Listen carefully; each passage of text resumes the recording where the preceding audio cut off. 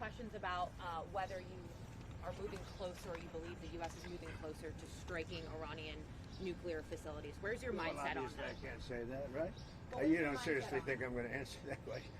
Will you strike the Iranian nuclear component? And what time exactly, sir? Sir, would you strike it?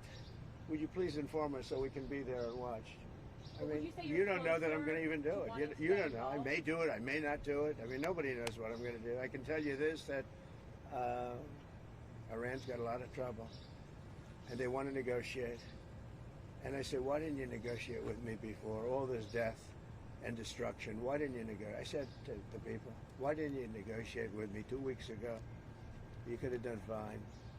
You would have had a country.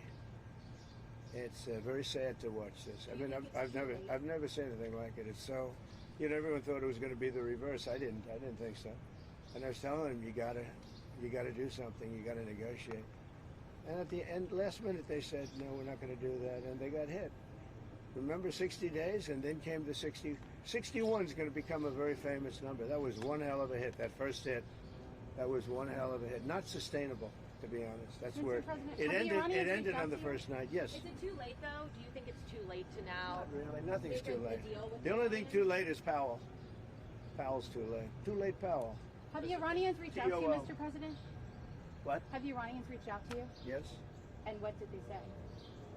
I said it's very late.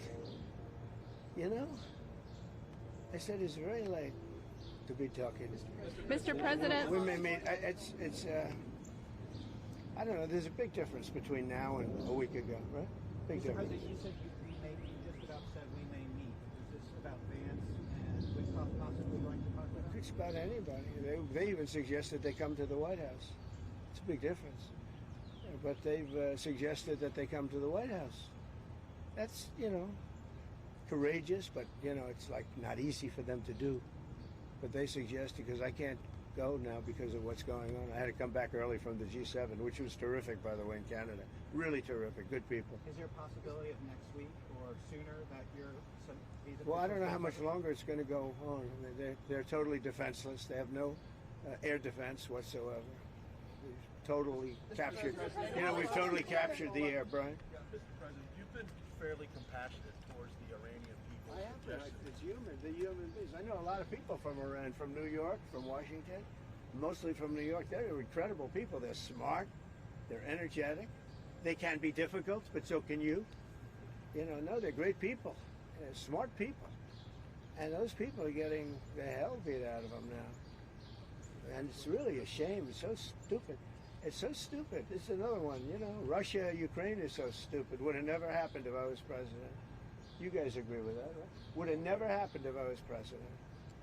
Putin would have never done it. And I spoke to him yesterday, and I said, he actually offered to help mediate. I said, do me a favor. Mediate your own. Let's mediate Russia first, okay? I said, Vladimir, let's mediate Russia first. You can worry about this later. But I think that's going to work out too, but it's so many people have been killed. The big thing with that one is far more people are dead than have been reported in the Ukraine, Russia. Many, many more people.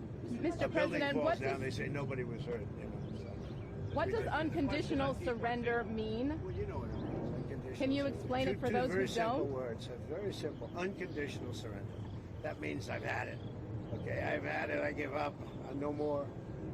Then we go blow up all the all the nuclear stuff that's all over the place there. No, they had bad intentions.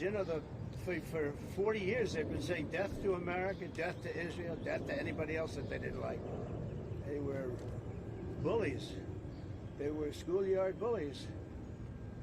And now they're not bullies anymore, but we'll see what happens. Look, nothing's finished until it's finished. War is very complex. A lot of bad things can happen. A lot of turns are made. So I don't know. I wouldn't say that we won anything yet. I would say that we sure as hell made a lot of progress. And we'll see. The next week is going to be very big. Maybe less than a week.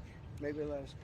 But is there anybody here that said it would be okay to have a hostile, very, zealots really, but to have a hostile country have a nuclear weapon that could destroy 25 miles, but much more than that, could destroy other nations just by the breeze blowing the dust.